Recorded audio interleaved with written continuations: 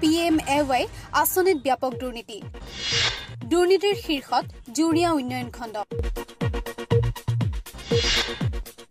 এটাৰ পিছত এটাকৈ দুৰ্নীতিয়ে সংবাদ মাধ্যমৰ শিৰোনাম দখল কৰি আহিছে কিন্তু কাণ সাৰ নাই উদ্ধতম কৰ্তৃপক্ষৰ উন্নয়ন খণ্ডটোত পুনৰ আন এক ভয়ংকৰ দুৰ্নীতি সম্প্ৰীতি পোহৰলৈ আহিছে উন্নয়ন খণ্ডটোৰ অন্তৰ্গত বগৰীগুৰি গাঁও পঞ্চায়তত PMAY নামত ব্যাপক দুৰ্নীতি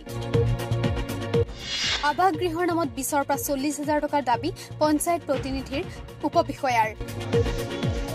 জুৰিয়া আৰক্ষী থানাত এজাহাৰ দাখিল এইবাৰ বগৰীগুৰি গাঁও পঞ্চায়তৰ সভাপতি ৰিয়াজুল হক ওৰফে বাবুলৰ বিৰুদ্ধে প্ৰধানমন্ত্ৰী আৱাস যোজনা আঁচনিৰ ব্যাপক দুৰ্নীতিৰ অভিযোগ উঠিছে নগাঁও জিলাৰ জুৰিয়া উন্নয়ন খণ্ডৰ বগৰীগুৰি গাঁও পঞ্চায়তৰ সভাপতি বিষয়া কৰ্মচাৰীৰ লুণ্ঠন আৰু দুৰ্নীতিৰ যেন একেটা মুদ্ৰাৰ ইপিঠি সিপিঠি কি হৈছে এই গড় দিছে আমার নামে আইডি আছে যা গড় দিছে না তোমাক গড় দিয়া নাই তুমি কি পকা ঘৰত থাকা না কি ঘৰত থাকা দুৰা ঘৰ কি কবা কিমান টকা নিছে তোমাৰ পৰা 10,000 টকা নিছে কোনে ইয়া একাউন্টেন্ট নিছে ইলিয়াছে পিছনে কি কয় প্রেসিডেন্ট দম দিছে কাক আমারে তোমাক দম দিছে কিয় গড় ভাইছি না কিয়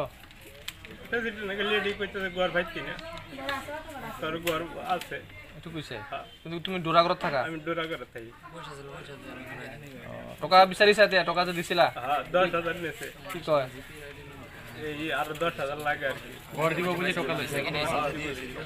বগৰীগুৰি অঞ্চলৰ সচেতন মহলক প্ৰতি খুজতে লজ্জানত কৰা পঞ্চায়তখনৰ কৰ্মচাৰীসকলৰ বিৰুদ্ধে উত্থাপিত অভিযোগসমূহ যেন তেনে খাথৰ এইবাৰ পোহৰলৈ আহিছে পঞ্চায়তখনৰ DPC ইলিয়াছ আলীয়ে উৎকোচ লোৱাৰ ভয়ংকৰ অভিযোগ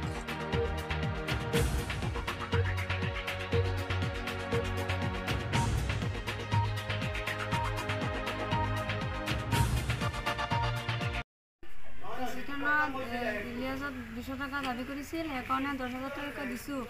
আৰু 10,000 টাকা নিদিলে গোটা আটিটো কাটি দিছে পকা ঘৰ ওলা আৰু পকা ঘৰ পাইছে মই দুৰা ঘৰত থাকো মোৰ হাজবেণ্ড হয় তাৰ নামত আছিল আইডিখন তাৰ নাম হেকিমালি আছে তাৰ নাম কি হেকিমালি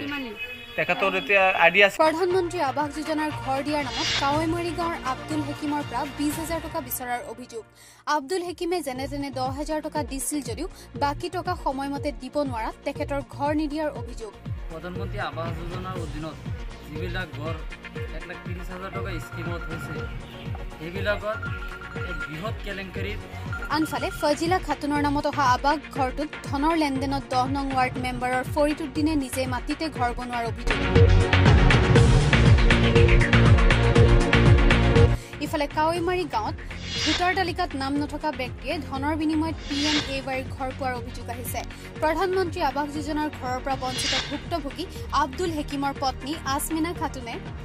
পঞ্চায়তখনৰ সভাপতি ৰিয়াজুল হক ওৰফে বাবুল সচিব আৰু GPE ইলিয়াছ আলীৰ বিৰুদ্ধে জুৰিয়া আৰক্ষী থানাত এজাহাৰ দাখিল কৰে মধ্যভোগী দলালৰ জৰিয়তে বিভিন্ন সময়ত ধন সংগ্ৰহৰ অভিযোগ স্থানীয় ৰাইজৰ news desk report T news Assam